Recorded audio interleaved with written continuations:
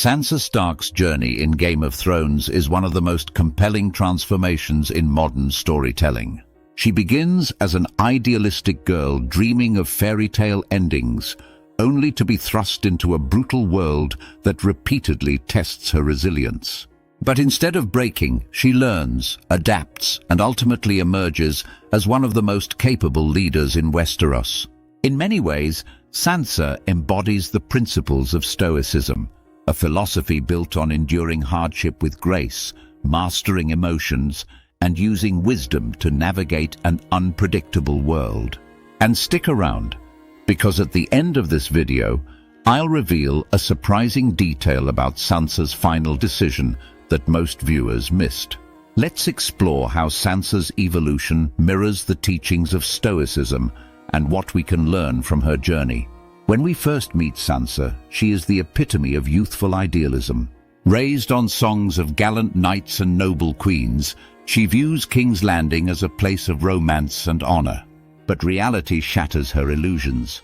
Her father, Ned Stark, is executed before her eyes, and she becomes a political pawn, trapped in a world where trust is a liability. A core Stoic teaching from Epictetus states, "It's not what happens to you, but how you react to it that matters." Sansa has no control over the horrors she faces, but what she does control is her response. At first, she is terrified and powerless, but she begins to practice the first step of Stoic wisdom, acceptance. She stops expecting the world to be fair and instead learns to see it as it is. This change is not immediate, though. Sansa struggles with reconciling her old fantasies with her harsh reality. Her initial acceptance is rooted in survival rather than transformation. However, with each loss, she begins to internalize the truth that no one is coming to save her. She must become her own protector.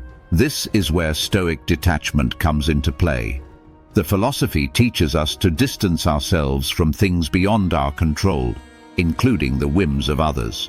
By emotionally detaching from her tormentors, Sansa gains an inner strength that allows her to persevere. Sansa's time under the Lannisters and later under Ramsay Bolton is brutal, but each hardship serves as a lesson. Stoicism teaches that adversity is the fire in which character is forged. Marcus Aurelius wrote, "The impediment to action advances action. What stands in the way becomes the way." Instead of letting trauma define her, Sansa uses it to sharpen her understanding of power and survival. She learns the art of diplomacy from Cersei, the value of patience from Littlefinger, and the necessity of self-reliance from her time in Winterfell. Each hardship transforms her from a passive victim into an active strategist. Her relationship with Tyrion also serves as an important Stoic exercise. Though their marriage is forced upon her, Sansa treats Tyrion with respect and restraint, embodying the Stoic principle of not allowing external circumstances to dictate one's behavior. She recognizes that while she cannot escape her reality, she can choose how to engage with it. At this point in the video, if you're enjoying this deep dive into Sansa's Stoic journey, make sure to give it a like. Next, we're going to discuss how her leadership style reflects Stoic teachings and why that makes her the true ruler Westeros needed. By the final season, Sansa is no longer the naive girl who once dreamed of a handsome prince. She has become a ruler who understands both the cruelty and potential of the world. Unlike Daenerys, who allows emotions to dictate her actions, or Jon Snow, who lets honor cloud his judgment, Sansa embodies a balance between wisdom and pragmatism, hallmarks of a Stoic leader. She follows the Stoic principle of apatheia, not apathy, but emotional equilibrium.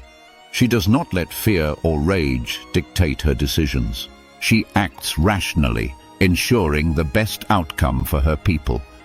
When she refuses to kneel to Daenerys, it's not out of pride, but because she understands that an independent North is the only way to secure peace for her people. A deeper dive into her leadership reveals another key Stoic quality: the ability to see through illusions.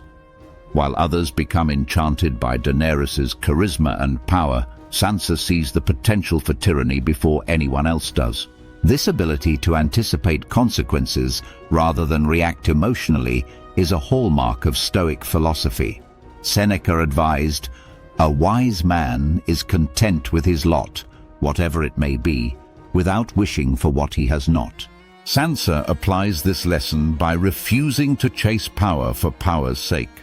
She rules with a steady hand, prioritizing stability over personal ambition.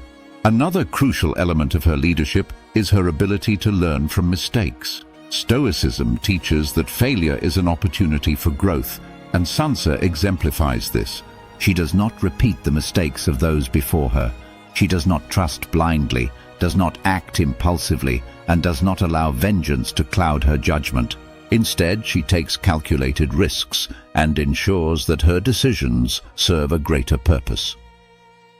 Sansa's journey is one of transformation through hardship, learning to master her emotions and ruling with wisdom. Her story echoes the words of Seneca, "Difficulties strengthen the mind as labor does the body." Every betrayal, every loss, every moment of suffering was a lesson that shaped her into a queen, not by birthright, but by resilience and wisdom.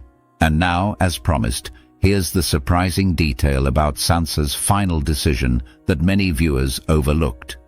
When she chooses to rule the North independently, she is not just securing her people's future, she is fulfilling a promise she made to herself long ago. By rejecting centralized rule, she ensures that no one else will suffer as she did under a tyrant's reign. In doing so, she embodies the ultimate Stoic lesson. True power lies in self-mastery. If you enjoyed this breakdown of Sansa's Stoic journey, consider subscribing for more deep dives into philosophy and pop culture. What other characters do you think embody Stoic wisdom? Let me know in the comments.